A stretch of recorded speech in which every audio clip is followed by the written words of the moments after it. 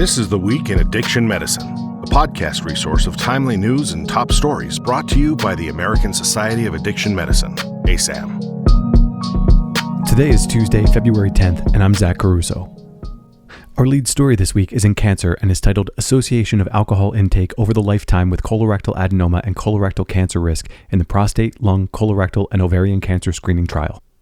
This study analyzed data from the prostate, lung, colorectal, and ovarian, or PLCO, cancer screening trial to look for an association between alcohol intake and colorectal cancer, or CRC, or colorectal adenoma. Participants' lifetime pattern of alcohol intake was determined from a dietary history recorded as part of the PLCO trial.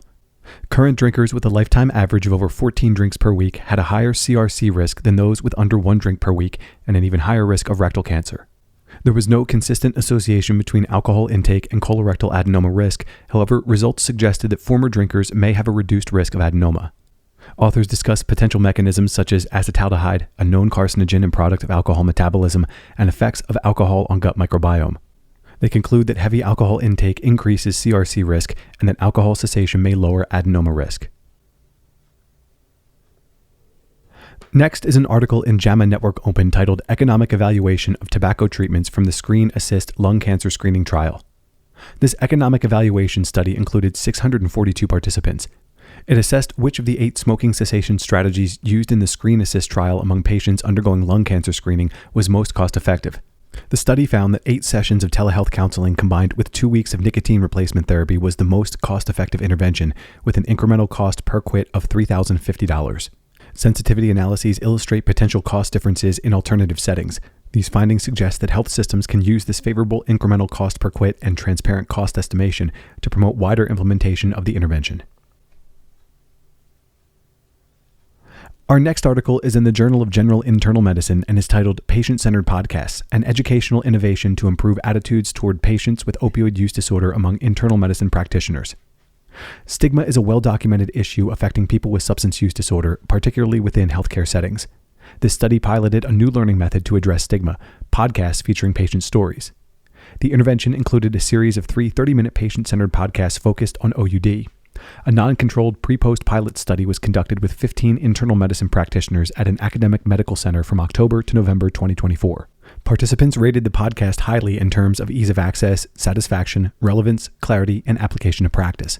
The podcast series resulted in a statistically significant improvement in the medical condition regard scale, which is a validated tool to assess attitudes towards patients with particular medical conditions.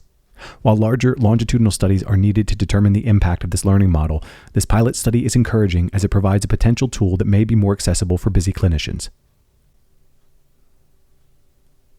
Next is an article in the Substance and Addiction Journal and is titled Assessing the Initial Impact of X-Waiver Elimination on Buprenorphine Prescribing for Opioid Use Disorder.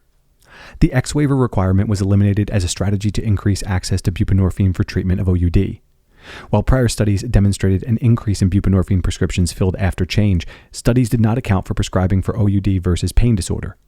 Researchers utilized electronic health records to assess prescribing rates for new diagnosis of OUD comparing pre- and post-policy change. In a logistic modeling analysis, researchers found that people with a new OUD diagnosis were more likely to receive buprenorphine during post-waiver elimination period, but still only 19.6% did receive a prescription. Authors note that while the waiver elimination was associated with an increase in treatment initiation, there are still significant barriers that need to be addressed. Next is an article in JAMA Network Open titled Health, Costs, and Injection-Related Infections at a Hypothetical Overdose Prevention Center. This decision analytical modeling study estimated the 10-year impact of a hypothetical overdose prevention center, or OPC, in Denver, Colorado. Specific outcomes included were injection-related infections, hospitalizations, mortality, and associated cost. Data inputs included people who inject drugs in Denver from 2023 to 2032, based on a 2022 National HIV Behavioral Surveillance Survey. A hypothetical OPC was compared to Denver's current treatment service model, which includes 3 syringe service programs.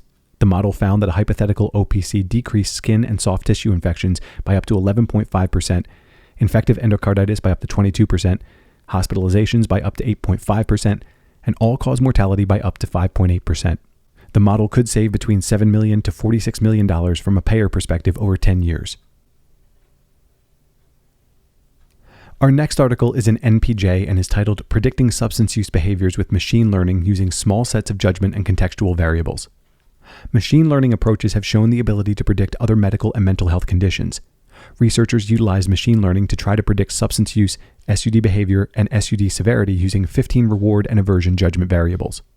The researchers were able to predict SUD behaviors and SUD severity with high accuracy. In addition, they were able to predict substance use for cannabis, opioids, and stimulants with high accuracy. Prediction of alcohol use was less accurate in the study. The authors suggest these findings could be useful in helping to improve diagnosis of SUD and prognosis. Next is an article in BMJ and is titled Online Gambling Requires Greater Government Regulation. This BMJ analysis highlights online gambling products, which are rapidly gaining popularity worldwide and are disproportionately associated with harms, including addiction and suicide. Some governments are beginning to enact regulations to mitigate harm, while others allow gambling providers to self-regulate. Evidence indicates industry self-regulation is insufficient to prevent harm. Thus, policies on the design, marketing, and advertising of online gambling products should be brought into alignment with those governing other addictive products and digital services. Our final article is in the Journal of Addiction Medicine and is titled Ibogaine for Opioid Use Disorder, an Unrecognized Risk. This commentary raises concerns about the use of ibogaine for treatment of OUD. The authors cite the known risk of cardiac arrhythmia due to QT prolongation by ibogaine. They are concerned by conference presentations on, quote, use of ibogaine for treatment of methadone dependence and, quote, ibogaine in the treatment of methadone detoxification that promote the use of ibogaine to discontinue established MOUD. They note legislation in at least 7 states that would facilitate use of ibogaine. It's well established that MOUD cuts the mortality associated with OUD by 50%, whereas ibogaine lacks robust clinical trial data. The authors cite a study showing that 50% continued to use opioids 1 month after ibogaine and note they would have lost opioid tolerance, thus increasing the overdose risk. Although ibogaine may prove to be useful, it should not substitute for proven life-saving treatments. This concludes today's episode of This Week in Addiction Medicine. Remember to subscribe to the ASAM Weekly for more exclusive content and our editor's commentary delivered every Tuesday. Be sure to check us out on social media and at asam.org. Thanks for listening. We'll be back next week.